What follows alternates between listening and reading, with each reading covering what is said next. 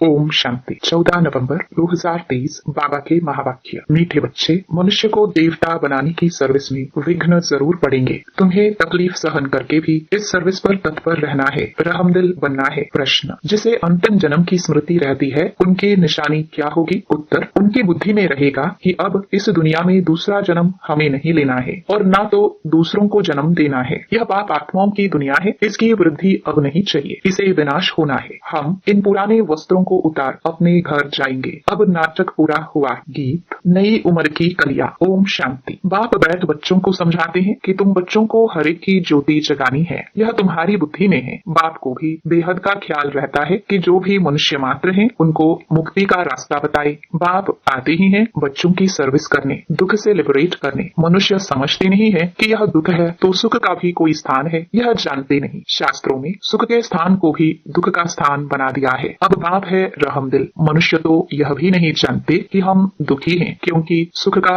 और सुख देने वाले का पता ही नहीं है। यह भी ड्रामा की भावी। सुख किसको कहते हैं, दुख किसको कहते, यह जानते नहीं। ईश्वर के लिए कह देते कि वही सुख दुख देते हैं, गोया उस पर कलंक लगाते हैं। ईश्वर जिनको बाप कहते हैं उनको जानते ही नहीं। बाप कहते हैं कि मैं बच्चों को सुख ही देता हूँ। तुम अब जानते हो बाबा आया है पतितों को पावन बनाने। कहते हैं मैं सबको ले जाऊंगा स्वीट होम। वह स्वीट होम भी पावन है, वहाँ कोई पतित आत्मा रहती नहीं, उस ठिकाने को कोई जानते नहीं। कहते हैं कि फलाना पार निर्वाण गया, परंतु समझते नहीं। बुद्ध पार निर्वाण गया तो जरूर वहाँ का रहने वाला था, वहाँ ही गया। अच्छा, वह तो गया, बाकी दूसरे कैसे जाए? साथ तो कोई ले नहीं गया। वास्तव में वह जाते नहीं, इसलिए सब पतित पावन बाप को याद करते हैं। पावन दुनिया दो है, एक मुक्ति धाम, दूसरा जीवन मुक्ति धाम। शिवपुरी और विष्णुपुरी, यह है रावणपुरी। परमपिता परमात्मा को राम भी कहते हैं। राम राज्य कहा जाता है तो बुद्धि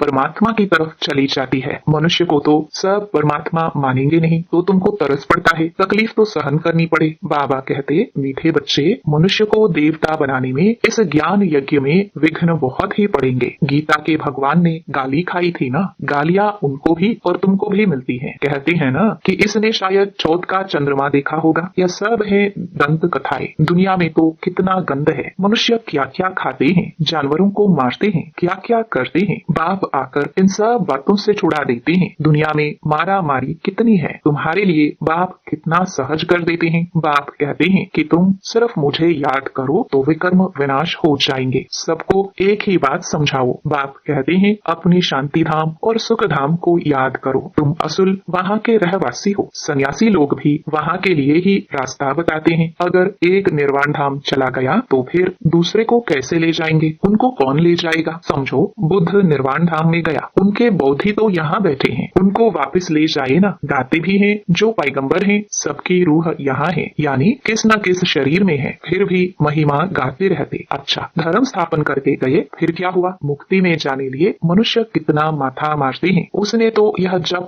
तप तीर्थ आदि नहीं सिखाया। बाप कहते हैं मैं आता ही हूँ सबकी गति सदगति करने, सबको ले जाता हूँ। सतयुग में जीवन मुक्ति है, एक ही धर्म है, बाकी सब आत्माओं को वापस ले जाते हैं। तुम जानते हो वह बाबा है बागवान, हम सब माली हैं। मम्मा बाबा और सब बच्चे माली बन बीज बोते रहते हैं। कलम निकलती है, फिर माया के तूफान लग पड़ते हैं। अनेक प्रकार के तूफान लगते हैं। यह है माया के विघ्न। तूफान लगते हैं तो पूछना चाहिए बाबा इसके लिए क्या करना चाहिए? श्रीमत देने वाला बाप है। तूफान तो लगेंगे ही। नंबर 1 है देह अभिमान। यह नहीं समझते कि मैं आत्मा अविनाशी हूँ, यह शरीर विनाशी है। हमारे 84 जन्म पूरे हुए, आत्मा ही पुनर्जन्म लेती है। घड़ी घड़ी एक शरीर छोड़ दूसरा लेना आत्मा का ही काम है। अब बाप कहते हैं तुम्हारा यह अंतिम जन्म है, इस दुनिया में दूसरा जन्म नहीं लेना है, न किसको देना है। पूछते हैं कि फिर सृष्टि की वृद्धि कैसे होगी? अरे इस समय सृष्टि की वृद्धि नहीं चाहिए, यह तो भ्रष्टाचार की वृद्धि है। यह रस्म रावण से शुरू हुई है। दुनिया को भ्रष्टाचारी बनाने वाला रावण ठहरा, श्रेष्ठाचारी राम बनाते हैं। इसमें भी तुमको कितनी मेहनत करनी पड़ती है। हैं, घड़ी घड़ी देह अभिमान में आ जाते हैं। अगर देह अभिमान में न आए तो अपने को आत्मा समझे। सत्युग में भी अपने को आत्मा तो समझते हैं ना,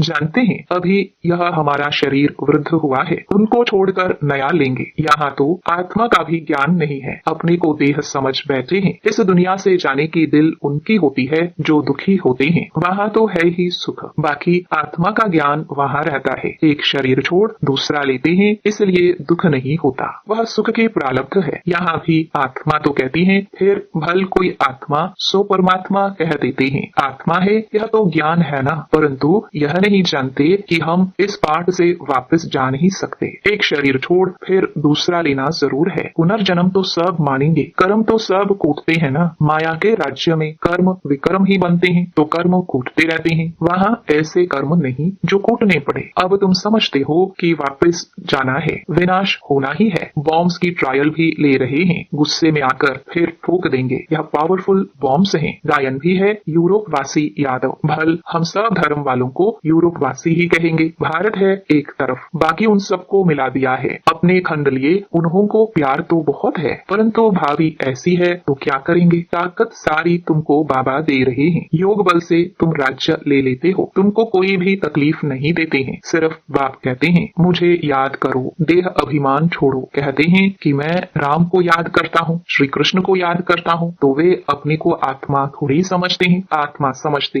तो आत्मा के बाप को क्यों नहीं याद करते हैं। बाप कहते हैं मुझ परमपिता परमात्मा को याद करो। तुम जीव आत्मा को क्यों याद करते हो, तुमको देह अभिमानी बनना है। मैं आत्मा हूँ, बाप को याद करता हूँ। बाप का फरमान किया है, याद करने से ही विकर्म विनाश होंगे और वर्षा भी बुद्धि में आ जाएगा। बाप और जायदाद अर्थात मुक्ति और जीवन मुक्ति, इसके लिए ही धक्के खाते रहते हैं, यज्ञ तप जप आदि करते रहते हैं, पोप से भी आशीर्वाद लेने जाते हैं। यहाँ बाप सिर्फ कहते हैं कि देह अभिमान छोड़ो, अपने को आत्मा निश्चय करो। यह नाटक पूरा हुआ है, हमारे 84 जन्म पूरे हुए हैं, अब जाना है। कितना सहज करके समझाते हैं। गृहस्थ व्यवहार में रहते बुद्धि में यह रखो, जैसे नाटक पूरा होने पर होता है तो समझते हैं कि बाकी 15 मिनट है, अभी यह सीन पूरी होगी। एक्टर समझते हैं हम यह कपड़ा उतार घर को जाएंगे, अभी सबको वापस जाना है। ऐसी ऐसी बातें अपने से करनी चाहिए। कितना समय हमने सुख दुख का पाठ बजाया है, यह जानते हैं। अभी बाप कहते हैं कि मुझे याद करो, दुनिया में क्या क्या हो रहा है इन सबको भूल जाओ, यह सब खत्म हो जाने वाले हैं, अब वापस जाना है। वह समझते हैं कि कलयुग अभी 40,000 वर्ष चलेगा, इसको घोर अंधियारा कहा जाता है। बाप का परिचय नहीं है, ज्ञान माना